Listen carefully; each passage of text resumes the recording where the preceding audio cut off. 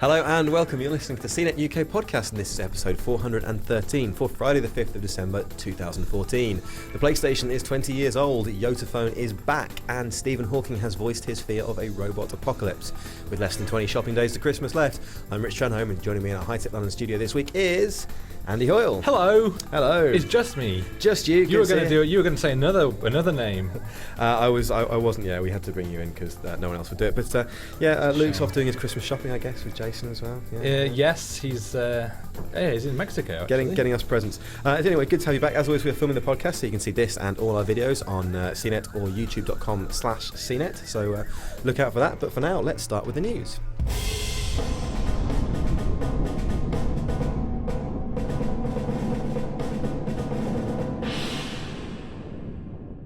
I'm going to start by talking to you about Professor Stephen Hawking, Rich, yes. The renowned theoretical physicist. A legend. You do know all about his work in depth, as do, I'm sure, our listeners, so I won't go into detail on that. But he has been working with Intel on a new communication system.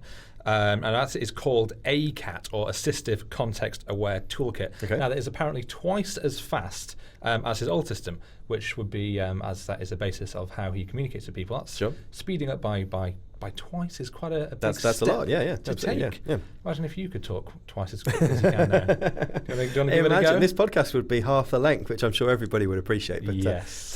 Tell us more. Not. Well, the cool thing about this is that it's actually going to be an open source platform for researchers and developers to use. The idea is it's not just being built for Stephen Hawking to use, but can also be used for other people who are suffering with the same condition. That's motor neurone disease. That's ALS for our American listeners and viewers. ALS. Like the ice bucket challenge thing, if people actually knew what that ice bucket thing was for. Yeah. And other people who have similar conditions where they can't communicate normally. So that's pretty cool. Right? Yeah, that's a good system. And what's also quite cool is that it uses SwiftKey, which is the same. It's the same keyboard that you'll be able to use for Android phones, which is pretty popular. Absolutely, Everyone uses that. I use that. Also, British company, so something to be proud of. Yeah. Yes, it is British company. I like the idea as well that obviously Stephen Hawking, probably one of the smartest men in the world, is going to have the same autocorrect problems as us. So he'll be like, "Do you fancy nipping out for a riot?" Yeah, and that kind of thing. Yeah, piece of suit. Exactly, that kind of thing. Yeah. It's not all great news, though, is it? No, it's not all good news. In fact, because Stephen Hawking has also predicted the end of humanity, courtesy of the computers that we're all using. Pesky computers. He says AI would take off on its own and redesign itself at an ever-increasing rate. Right. Bad news. Humans who are limited by slow biological evolution couldn't compete and would be superseded. Robopocalypse. This is terrifying. Yeah, it is quite the singularity. Yeah. So I mean, well, they quite easily finished off, couldn't they already? They could. Yeah, you can just poison the food. I mean, the robots basically make most of our mass-produced food. Build the cars so that the wheels just fall off as you're driving along. That kind of thing. Particularly with like automated cars, Google Drive stuff. Yeah. They could just stop working. I mean, Smart everything home we could do lock you already. out. Yeah, precisely. Or just Nest can just stop making your house warm in the winter. Smart ovens, and it's no longer going to cook your food. Everything we already use is technology. If we just stopped, then human race would crumble immediately. So we're at the mercy of our robot overlords. Brenster21 on one of our commenters says, "Isn't this why we have the 3 laws?" That's Asimov's famous 3 laws of robotics. And he says, seriously, those laws will become as important as the 10 Commandments when the time comes. Yeah. Wise Alive also says he has a bit more measured approach. Wise Alive, he or she says, or possibly a robot. You just don't know. They say AI will continue to improve in cost-effective ways that will threaten ever more human jobs, but it will ultimately be humans calling the shots. If we destroy the planet through climate change, meanwhile, then robots might be the only ones left who can live here, and a robot revolution could be the least of our worries. So if it's not the robots, it's the ozone layers, it's the polar bears. Yeah. We've got it coming from all directions, really, as the human race. We're not in trouble, are we?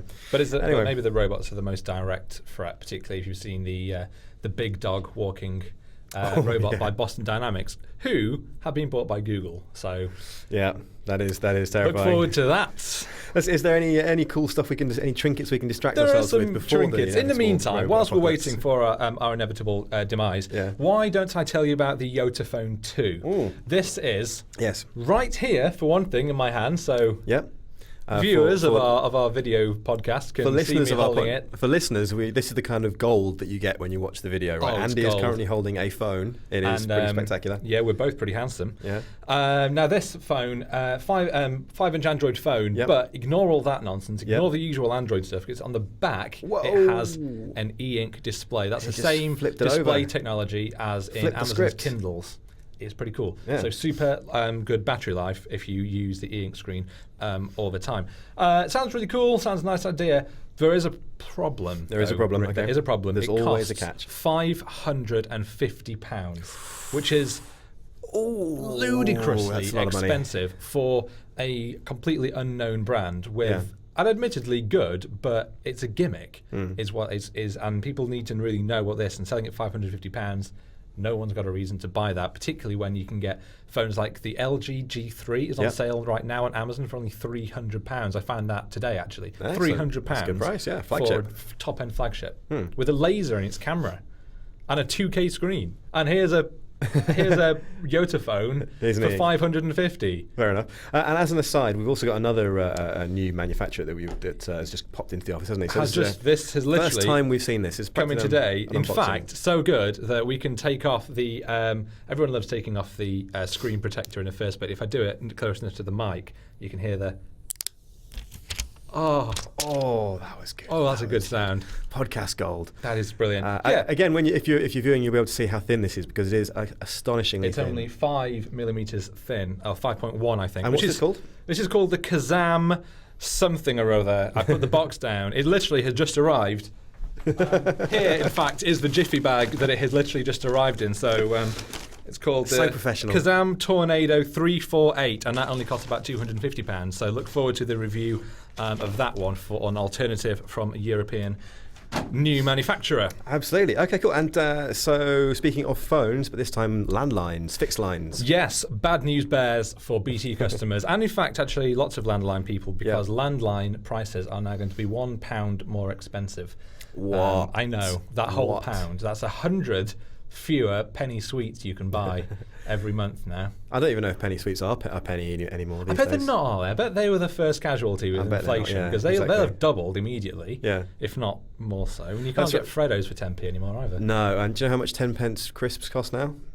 Is it 30p? I don't know, but then it's not 10p, put it that way. You can't get Space Raiders for dirt cheap anymore. It's terrible. And Frazzles. Yeah. Anyway, yes. So yes, it's BT, TalkTalk, Sky, and next year it'll be Virgin as well, putting up their line rental fees. Everyone's doing this. And just to remind us what we pay for, BT this week has had a bit of an outage where people who were on BT broadband couldn't access the web, including me. I was trying to watch The Wire on Now TV the other day, and I couldn't, and I was very angry. Maybe it was a way of saying you should watch something better. That's the worst thing in the world. Like Men in Black. Because really, why wouldn't you always watch Men in Black? Well, moving on from that bad news to some good news. Bit of nostalgia, yes. So it's the 20th anniversary of the PlayStation, the Sony PlayStation, the first PlayStation. And to celebrate, Sony has released a classic grey version of the PS4. That's in the same classic grey colours of the original model. Oh, that super ugly grey they got rid of. The super nasty awesome, grey. Yeah, it was almost a throwback of like the beige IBM PCs you used to get in the 90s. God knows why they made it grey. That's so strange. But anyway, do you not want one? Because it's super limited edition, Rich. So limited, there are in fact only 12,300 units being made. Is that all? Yeah, that is. So act now if you want to get your hands on any of those 12,500. To be fair, that's in reference to the date, because it was launched on the 3rd of December 1994. So 12/3. Brilliant. Yeah. I mean, they could have done 3/12. No, they couldn't. But anyway, you know what I mean. Anyway, 3,120. So and that's going to be £400. £400. So if you want one, there you go. And did you have one? One of these. I haven't got one of these, but I did have the original PlayStation, of course. Yeah. I've always been a PlayStation boy right up until the Xbox 360. Okay. Which one had both, of course, because I'm a bit of a nerd. The PlayStation 1 was fantastic, and I had some of my favourites, of course, Cool Borders, which every year still, me and my brother, we play through the entirety of Cool Borders at Christmas time. And we'll be doing so this Christmas. Wow. So you get all the special tracks. There's special, there's extra. You can get the snowman, you can get the alpine board, freestyle board. Brilliant game. That was good. Final Fantasy VII, of course, Crash Bandicoot, Tomb Raider. These were all the PS1 classics. Yep. I mean, I wasn't a huge gamer. I did own one. I won mine at a pub quiz. Actually, it was a pub quiz that was sponsored by Sony. So we won a PlayStation each, and we also won a woolly hat each with PlayStation logos on it, and a bag with the PlayStation logo on it, and a bottle of vodka. So I'm going to say, so you were in a pub when you got this. So yeah. How old are you? I was 18. 18. Yeah. Okay. This was a couple of years after it came out. This wasn't when it first came out. When I got mine, I was I was 6 when it came out. So. Well, you're northern, so you were probably already in the pub then anyway. So, well, that's true. Yeah. I had that, and we didn't play many classic games. I played Driver a lot. I remember I used to play Die Hard trilogy, and then we'd go out to the pub in the evening, and then our nocturnal flatmate would come out and play Resident Evil in the dark all night, which was terrifying when you went downstairs to get a glass of water in the night. But there you go. I also had a PS2, which my girlfriend bought for me, which made up for the Christmas where I bought her a set of hair straighteners, really expensive ones, and she found them before Christmas, and having not bought me anything, she ran out to the shop and got me a DVD and an apple. And that's a DVD and an apple. A DVD and an apple, yeah. But then for my birthday, she got me a PS2. I think she felt a little bit guilty. The Transporter it was, if anyone's interested in why what the DVD apple was. That was just all they had in the shop. It was actually, that's rubbish. They had this DVDs and apples. She went to the DVD and what apple shop is she going to that sells both these things? She went to the corner shop. It was the only place that was open just before Christmas. Dear me, that's we transgress. Did you ever play? Sorry to interrupt. Did you play Die Hard with the light gun? Yes, I did. I had Time Crisis 2 with the light gun. I used to rent them from brilliant. Apollo Video in Wickersley. No, I didn't. I was in Buxton by then. From wherever it was. It was amazing because I couldn't ever afford to buy a light gun, but I did rent them from the shop and I know. I did have fun. Time Crisis 2 as immortalised in the zombie episode. Is it the zombie episode? It's one of the episodes of Spaced. Anyway, I'm pretty sure they play Time Crisis in that. So there you go. Anyway, moving on. More memories. Shuye35, one of our commenters says, I remember using that original PlayStation 1 to play Resident Evil with my dad. That's a very nice memory. That was in like 1997, such a memorable experience. Mark Jackson, talking about the new limited edition grey PS4, says, I keep throwing my wallet at the screen, but nothing is happening, which is a shame. Tracy, Too Fast For You 08, says, for a collector, this would be pretty neat. I like my white one too much to trade it in, though, lol. And Navi HC78 says, $499. Thanks, but no thanks. I like Mark Jackson's comment says, I keep throwing my wallet at the screen, but nothing's happening. We laughed at that. Sounds ridiculous, but really, if you've got contactless payment on your credit cards, then you could just do that and just hurl your money at it, and it'll accept the payment. The future of online shopping, and just get your wallet out and just bang, put it on the screen, and then done. Bought. Smash your TV, so may as well buy a new one too. Well, speaking of retro computing and retro gaming, yes, the Sinclair ZX Spectrum is back. Well, in a form. Anyway, it's called the Spectrum Vega, and it's actually currently being crowdfunded on Indiegogo. Now it's looking for £100,000 of a target, which that's a lofty amount of money, you might think. But it's already reached it, and it has 59 days left to go. Wow. So who knows what sort of amazing heights of money they are going to be rolling in. Can you actually get one then? How much did it cost? No, well, so it did cost £100 for the console itself. It's like a little micro console. Kind of imagine like the original ZX Spectrum, or more recently, if you imagine like a Raspberry Pi in a case, that sort of thing. Okay. And it comes with 1,000 games built in, and there are going to be about 14,000 more available to download. Some of like the original Spectrum games that are available and made for it. It cost £100, which isn't very much, but sadly they have all sold out. There are various other ways you can contribute to their campaign, but the original, the 1,000 consoles have all gone. And as far as I've seen, there's no word on whether they're going to be doing more runs of these yet. They certainly will if it's that popular. It seems the demand's there, absolutely. I mean, I never had a ZX Spectrum. I had a Commodore 64. Did you? Yeah, it was beige. Okay, what else is What's happened to beige in computing? Yeah, exactly. I mean, that was the colour to be had. It was. Now we're all like, look at my flashing blue lights. Ice computing, whatever. Okay. Yes, I'm going to move on to some Star Wars news. That's right. And I'm going to hand this over to you, Rich, because, as we all know, I am not very good on films. Well, this did kind of happen last week, but we thought we'd mention it anyway because we're all very excited about it. I mean, obviously, you don't think it's as good as You don't think it's going to be a classic? Well, yeah. So the new Star Wars trailer, I did watch it. It looks really cool, and I have, to be fair, seen the original Star Wars. Actually, I've seen all the Star Wars, but obviously, even I know that the original ones are better. They don't have Jar Jar Binks in, so that's a bonus. But it's no Men in Black, is it? It's no Men in Black, that's true. Well, we're very excited about the teaser. I mean, I imagine you've probably seen them by now.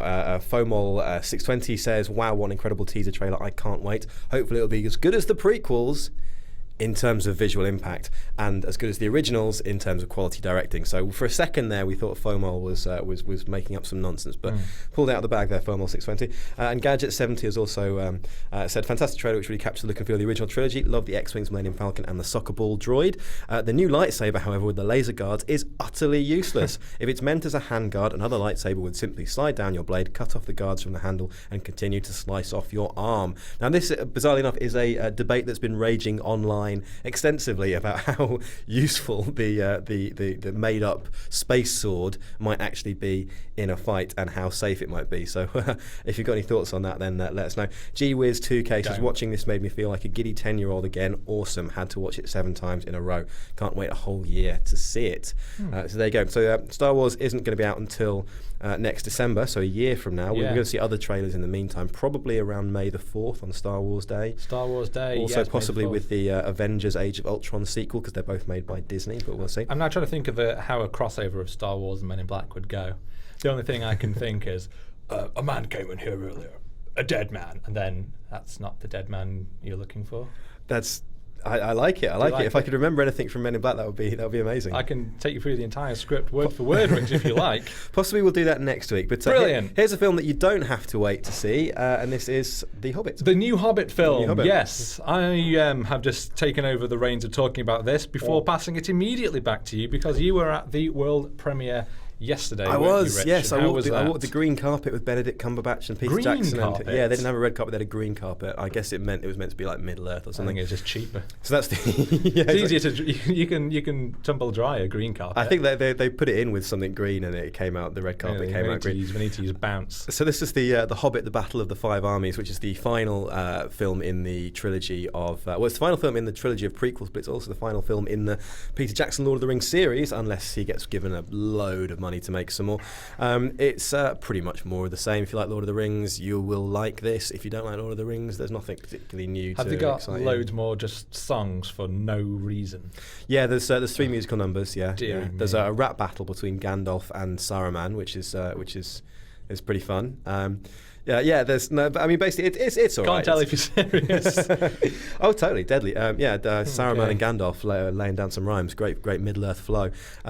There's not enough Bilbo and no decent villains, but apart from that, it's pretty good. Gandalf's beard. One of our readers says, "I wish Peter Jackson could do more work based in Middle Earth. I hate to see it end." Gandalf's beard sounds like an exclamation. Gandalf's beard. That's awful. He also sounds a little bit like Gandalf's wife, who has to go along to parties and pretend that Gandalf. And a reader in Houston says, so glad it's over. Jackson did such a great job on The Lord of the Rings. The Hobbit was a flop. Didn't like it at all. It should have been no more than 2 movies, which I think is a fairly popular sentiment. But if you like Lord of the Rings, then there you go, more of the same. It should only be 1, really, shouldn't it? That's anyway, true. If any. I mean, it didn't have to be a film at all, right? Let's be honest. That's true.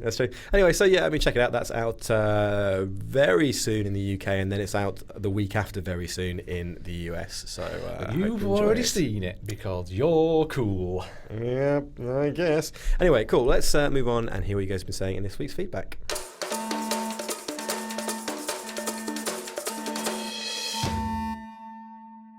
Feedback time. So what have you guys been saying on Facebook and the like? P.S. Kokar, I hope I'm saying that right. Apologies if I'm not. Is it the right time to buy a laptop, or should I wait for processor M's? This is Intel Core M processor. Yeah. I can wait if it's going to be a major change. So. Well. Yeah, there will be some changes. It's more about the size. So I'm going to have really thin tablets. Obviously, it's designed for mobile, not for desktop PCs. So really, really skinny tablets. And as with all new Intel processors, it's all about more power and taking up less battery. So potentially less than 9 millimeters thick, about yeah. a third the thickness of PCs from 2010. So if you do have a PC that's a bit older, you can get a new one or a tablet that's like a third of the thickness. But you won't have too long to wait because it's available now for manufacturers, and we're going to be seeing laptops and tablets in the first few months of 2015. So you don't have too long to wait to find out. But if lightness bothers you, if you want a really light laptop, then I would say it's very worth keeping your eye on the January sales for computing, though, because obviously they have sales anyway, but knowing that they're going to get a whole load of new PCs coming in, they're going to want to shift this stock. That's a good time to do it, and that is a good time to look at some bargains on like PC World. Has some great deals. Good tip. Money saving Andy there. Money saving Andy saves Christmas yet again. So Martin Leo David Robertson says, I've had the runs for 3 days. Should I go see a doctor? Also, it burns when I pee. That can't be good, can it? Now, this isn't so much a tech question, but we feel that as a public service we should probably answer it. And the answer to that is yes, you should go and see a doctor. Yeah, I mean, obviously we're not medical professionals, so don't take that advice. We're not. No, we just play one on TV. But yeah, so there you go. Matthew Dawson-Jones has sent in a review of the 2013 Google Nexus 7, which was written by his daughter, I presume his daughter, Martha, who is 9 months old. And she says, it tastes nice and it sounds great when you hit it with a small plastic giraffe. Which sounds like a 4-star review to me. Well, that sounds like exactly what I wrote in my review. That's our new benchmark, actually, the giraffe test. Tig Campbell-Moore says, it's a good question, what's going to be the hot new tech of 2015 and why? Well, same big trends that we've been saying for a while. We're going to see a lot more wearables. Obviously, we've got the Apple Watch coming. Yes. We'll see more Android Wear stuff. We'll probably see new stuff, Google Glass. Whether you should be excited about wearables yet, I mean, I'm not yet. I'm still waiting for that big product to come along. I think this Christmas might be a big thing, because I heard some people talking, some analysts and some retail analysts talking about how wearables might be big this Christmas with smart bands and then smartwatches being bought as presents for people. Yeah, there'll be lots of sales, but I still don't think there's a particular reason to be excited about what they do. They aren't the revolution that smartphones were to feature phones. They're not bringing in this whole new thing yet. Okay. Another one that might become big this year is smart homes. So we might see things like the Nest thermostat becoming a lot more mainstream, quietly mainstream. I think it's not really a thing it's not a particularly flashy thing, but it might quietly become along. I have not. No, I rent my place, so I can't really. Yeah, that's the problem, I think. Just like Russell Brand. Yeah, he rents. Yeah. Do you know how much he is? I don't. No, I don't know, unfortunately. No. And the other thing I think might be a big thing, I actually tried this out the other day. I tried some Oculus virtual reality stuff at the Hobbit premiere. They'd made a sort of virtual reality movie in Middle-earth. They'd gone to New Zealand, and they'd done this thing where you look around in Middle-earth. You're in sort of Bag End in Hobbit, and you look around and you can kind of see Gandalf walks past you and fireworks go off, and you look up in the sky and you can see the fireworks. Yeah. So Oculus, they may actually release a project, but there's a product. But there's Sony Morpheus, there's Samsung Gear VR. So there's all this. When you were there, did you look down and were terrified by your huge hairy feet? And then we said, "Calm down, Rich. You haven't put it on yet." that is what happens every single morning. That's true. All right. Thank you very much for the feedback. Please keep the feedback coming by emailing us at cnetukpodcast@cbsi.com. That's it for this week. Thank you, Andy. Thank you, Rich. Okay, it's been a pleasure. Thanks to our producer Mark, who you will never see. Right, we're off to play Resident Evil in the dark. See you next week.